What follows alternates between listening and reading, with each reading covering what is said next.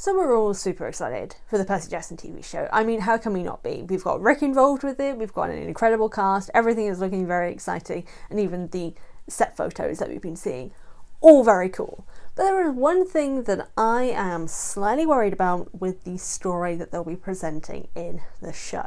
And this is kind of for like any form of adaptation from Rick's work for the Camp Half-Blood Chronicle series, as it is called. And my main issue is some of the world history events that take place. Let me explain.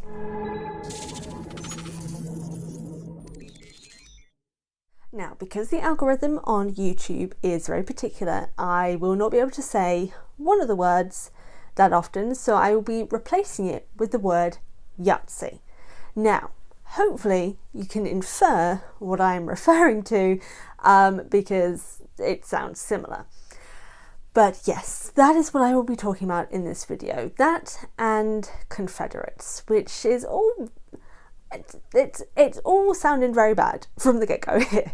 But yeah, this is a thing that I have a problem with the books. And it's the fact that a lot of the narrative elements, or at least the backstory that is connected to why the events of the books are happening, are tied to some very dodgy things.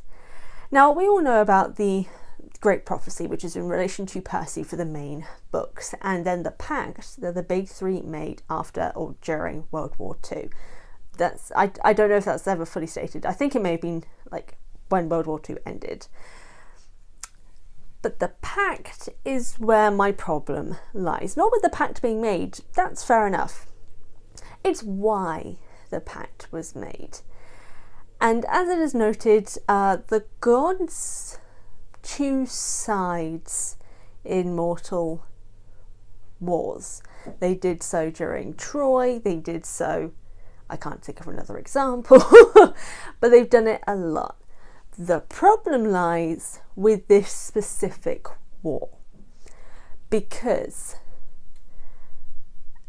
one side is Yahtzees, and no side should be siding with the Yahtzees. But that is what the story tells, and that is why the Pact is made. And I don't like it. It is uncomfortable, especially considering that the god who chose, seemingly, the Yahtzees' side, is then described as appearing like the head of the Yahtzees when we meet him at the end of The Lightning Thief. Do you see where I'm going here? And I want this gone because that's messy. It's messy, it's wrong, it's all kinds of ugh. And it didn't need to be there in the first place. Which is what this video is going to be about. Of basically me recommending a very simple fix that I hope is inputted into the show. Which is the fact that the Pact can be made solely due to like the base point of what the Pact was originally done for. Which is the fact that the big three's kids are super powerful, like stupidly powerful. And so that alone could be the reason why they make the Pact. They're just realizing that their kids are too powerful. And, you know, that can lead to very complicated things, because it could mean that these kids get too strong and overpower them. Could even add this additional thing of the gods are being like, hey, we're not getting involved with mortal conflicts anymore, we're just going to leave them be. So like an Eternal sort of thing, of where they're seeing all this horrible stuff but they can't intervene. But their demigod kids don't like that because they want to stop this. They have the power to stop this. And it is that fact alone that leads to the gods being like, hey, we need to make a pact to not have any more kids because they're rebelling and wanting to, you know, go against our orders. We need to make sure that they're not powerful enough to do that. So let's just stop having them. Like, simple fix, reasonable explanation, and it's already kind of there already in the text, just without having someone be on the side of the Yahtzees. Like, that's the thing, just none of that. None of that. which then leads into the other part, which is admittedly more of a Heroes of Olympus thing, which is again tying demigod history to real world events, and somehow managing to also choose some of the worst ones to like put people on opposing sides, because one side is objectively wrong and horrible, because Camp Jupiter was on the side of the Confederates.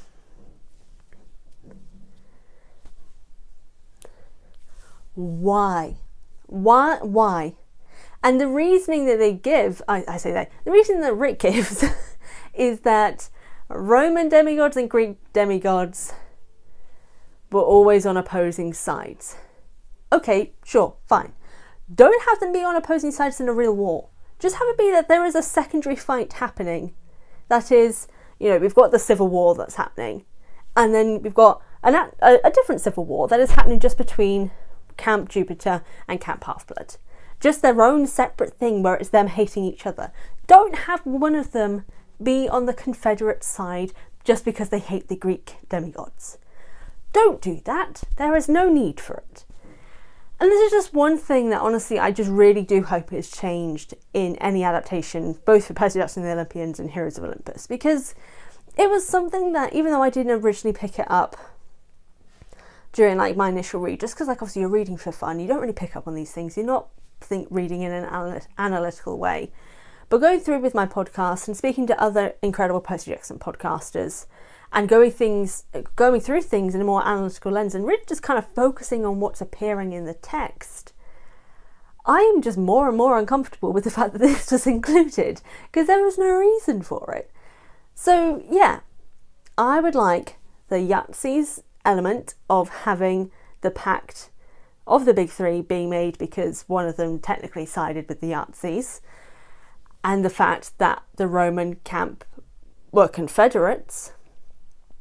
Just don't have it. Just have these conflicts either be outside of the war and being own internal conflicts that just kind of happen to be co-aligning at the same time, but more as like a secret war because no one else is aware of it because it's demigods. As well as the fact that you can then make it be that the pact was made just because their kids are just too powerful and they're kind of getting a little bit freaked out. There is a simple fix without having Yahtzees and Confederates. Because you shouldn't, no, don't do that. I've said my piece. I hope the adaptation doesn't have any of this and they fix it. And considering they have quite, a diverse writing room and it's not just going to be a sounding board of just Rick writing the scripts, I'm hoping there's going to be some fixing of things. But we shall see. This is just my 2 cents or 2 pence. I don't know. I don't know what the British equivalent of that phrase is. But yeah, what do you guys think? Did you ever kind of feel that part of the story was always a little bit weird? As well as just kind of like equating real life historical figures like Harriet Tubman being a child of Hermes and kind of taking away from her accomplishments by saying the Underground Railroad and her ability to guide people was because she was a child of Hermes. Like that stuff. Did anyone else find this stuff weird? I just want to know. Maybe this is more just me just getting a sounding board to see whether or not I'm like one of the few who thinks these sort of things. But yeah, do you think these things should be changed? And how did you feel about them when you kind of first started to pick up on this stuff outside of the nostalgia vibe? But yeah, I'm intrigued to hear your thoughts on this. Do you want me to cover any more videos like this of things that I would like changed in the adaptation or things that I would like reworked in the adaptation? Because I've got a few ideas, so I'd be happy. Maybe I'll just do it anyway. Who knows? All the same, thank you all so much for tuning into this video. This was interesting to talk about and I'm intrigued to hear your thoughts on this as well. As always, if you haven't already, be sure to hit the subscribe button and the notification bell if you haven't already. Check out my Patreon, a link in the description box. Order my debut novel, which is out right now, Home to the Wild, if you like found family and wolves. And again, yes, thank you so much for watching and I'll see you all next time.